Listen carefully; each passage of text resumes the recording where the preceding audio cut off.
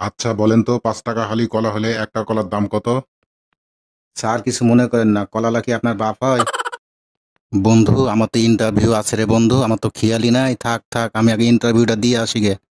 তুই চাকরি করবি? তোর বাপের কি টাকার অভাব নাকি রে?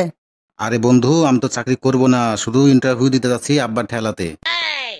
ভাইবা বোর্ডে যায় ঠেটা শুরু করে দেবো, বুঝলি? তা বন্ধু তুই থাক, আমি গেনু, দোয়া করিস যেন আমার চাকরিটা না হয়। স্যার আসতে পারি? এসেই তো পড়েছেন, বসেন। আপনি কি এখানে ভাইবা দিতে এসেছেন? হ্যাঁ তো স্যার, আমি তো ভাইবা দিতে এসেছি। ভাইবা বোর্ডে কেউ এই ধরনের পোশাক পরে আসে?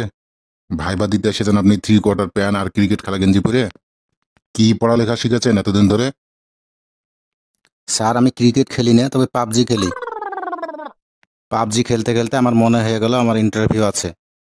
বাড়িতে গেলে দেরি হয়ে যাবে তো স্যার, তাই এভাবেই চলে আসনু। কেমন ছাত্র আপনি? ভাইভা কোন দিন সেটা যদি ভুলে যান তো চাকরি করবেন কি করে? যাই হোক, আর বেশি কথা বলে লাভ নাই, এখন প্রশ্নের দিকে যাওয়া যাক। আচ্ছা বলেন তো ৫ টাকা হালি কলা হলে একটা কলার দাম কত?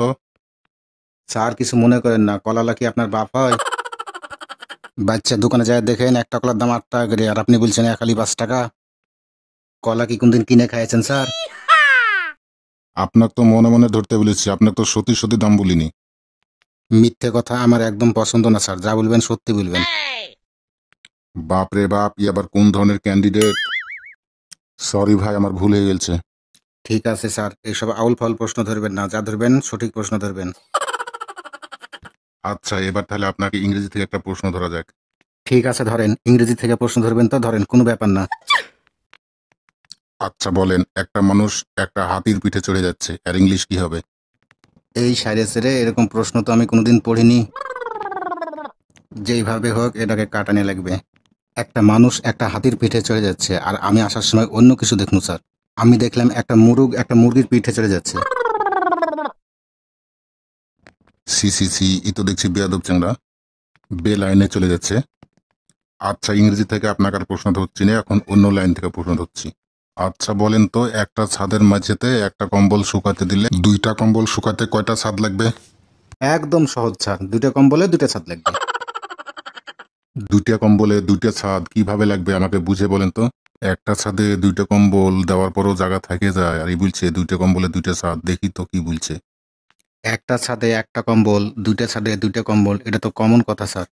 আপনি তো বলেননি সেই ছাদের দৈর্ঘ্য কতটুক, প্রস্থ কতটুক। যেমন ধরেন বাথরুমের ছাদে একটার বেশি 2টা দেওয়া যাবে না, সেই দৃষ্টিতে তো 2টি ছাদই লাগবে নাকি স্যার?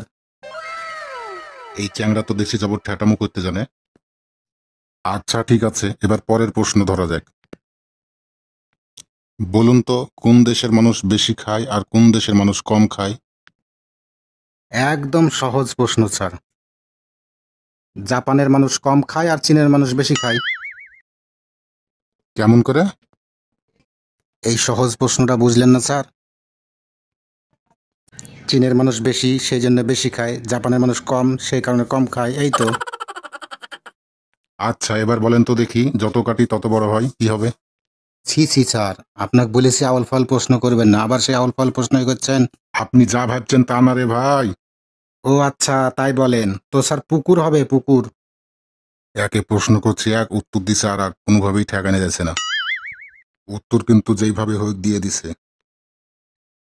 আচ্ছা আপনি এখন যেতে পারেন, সময় হলে আপনাকে ফোন করে জানানো হবে।